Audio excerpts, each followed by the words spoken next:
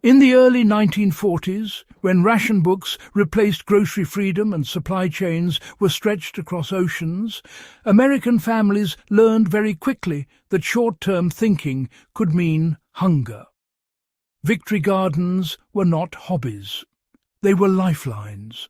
Millions of households were encouraged by the government to grow food at home, and many turned to a special class of plants that could produce year after year without replanting.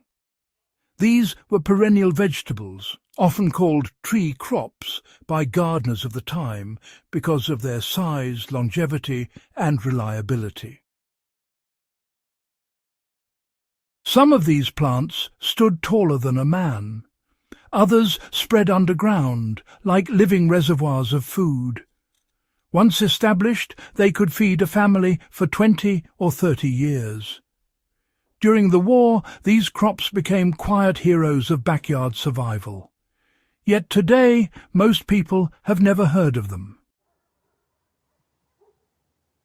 So, how did plants once trusted to keep nations fed disappear from modern agriculture? Before we answer that, it's important to understand why they mattered so much in the first place. How perennial vegetables functioned as living food reserves. Unlike annual crops that must be planted from seed every spring, perennial vegetables build permanent root systems that store energy year-round. During World War II, this meant that even if seeds were scarce, fertilizer was unavailable or labour was limited, food production could continue. Jerusalem artichokes, asparagus, rhubarb, sea kale, perennial kale, walking onions, and Chinese yam were among the most common of these long-term crops. Some of these plants, grew 6 to 10 feet tall. Others developed massive underground tuber systems that expanded every year. Families treated them like living pantries. A bed of Jerusalem artichokes could produce hundreds of pounds of tubers annually. A well-managed asparagus patch could supply spring harvests for decades. Rhubarb crowns often outlived their original planters. These crops were insurance policies rooted in soil. They required patience at first, but once established, they repaid that patience for a lifetime. Wartime gardening was, really shaped by scarcity. Fuel was rationed, and tools were, quite limited. With so many men overseas, gardens were often managed by women, elderly family members, and honestly, even children.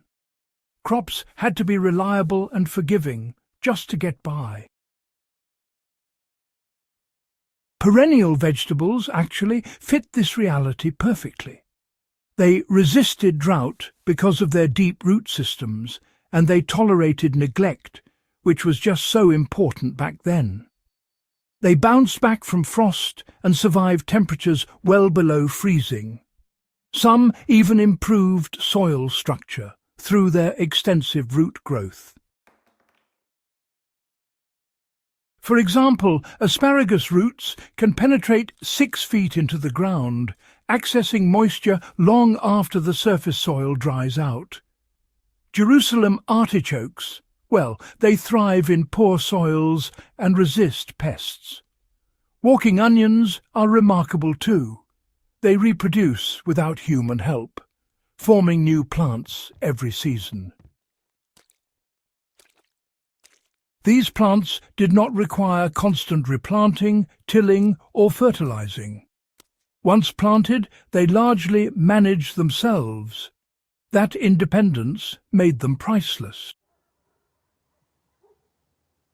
How families actually grew and maintained these so-called vegetable trees was, a long-term project. Wartime manuals emphasized careful site selection and soil preparation. A family planting asparagus would dig trenches 2 feet deep, enrich them with compost and place crowns carefully spaced. For the first 2 years, no harvesting was allowed. This patience allowed roots to develop strength. Jerusalem artichokes were planted in rows like potatoes, but gardeners learned to contain them with trenches or barriers because, once established, they spread aggressively. Rhubarb crowns were divided every 5 to 7 years to maintain vigour.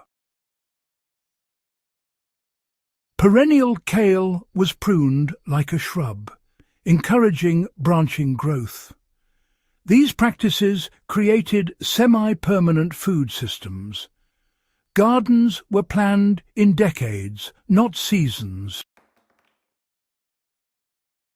A modern gardener can replicate this by dedicating one corner of the yard to long-term crops, preparing deep soil, adding compost, and accepting that the first year is an investment rather than a payoff. After the Second World War, farming changed rapidly. Mechanization, chemical fertilizers, and monoculture farming became dominant, Agriculture shifted toward crops that could be planted, harvested, and replaced quickly using machines. Perennial vegetables did not fit this model. They matured slowly and they grew irregularly. They resisted standardized harvesting, occupied land permanently, and, they did not require repeated purchases of seed or fertilizer. From a business perspective, they were inefficient. Seed companies preferred annuals that needed replacing every year. Equipment manufacturers designed machines for uniform rows, and food distributors favored crops that ripened simultaneously and shipped easily. Over time, perennial vegetables were labelled as old-fashioned and, gradually removed from commercial production.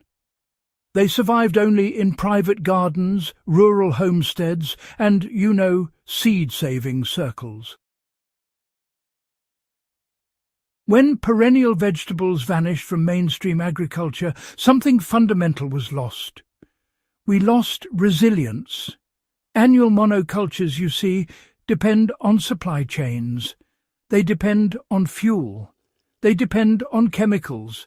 They depend on stable weather. And when any of these fail, food production collapses quickly. Perennial systems are slower, but honestly, they're tougher. They survive drought. They recover from floods. They persist through neglect. They provide baseline food even in chaos. During the Second World War, this mattered. During natural disasters, it still matters. These crops, represented decentralized food security. Millions of small gardens, each one functioning independently. That model, has largely vanished. Rebuilding this system, it doesn't require large land, not at all. You can start with just one crop. Asparagus, for instance, is ideal. Prepare a trench about 18 inches deep. Add compost, that's important. Plant crowns in springtime. Now protect them for 2 years. Harvest lightly in year 3. Maintain mulch throughout. Then add Jerusalem artichokes in a contained bed. Plant the tubers about 12 inches apart. Harvest in late fall. Leave some in the ground for next year. Plant walking onions along the borders. Let them self-propagate, it's quite simple. Divide them when they get crowded. Introduce perennial kale in mild climates if you can. Prune regularly, and you'll keep them healthy. Within 5 years, you will have a permanent food foundation. No yearly planting, no seed dependence, no panic gardening, just steady production. The generation that relied on these vegetables understood something we have forgotten. Real security comes from systems that keep working when everything else fails. Perennial vegetables are slow solutions in a fast world. They require foresight. They reward patience. They favor resilience over convenience. That is why they disappeared, and that is why they deserve to return. If this history matters to you, if you believe practical knowledge should never be lost, and if you want to reclaim the skills that sustained previous generations, then this channel exists for you. Subscribe, share this video with others who value real self-reliance, and help keep this knowledge alive for the next generation.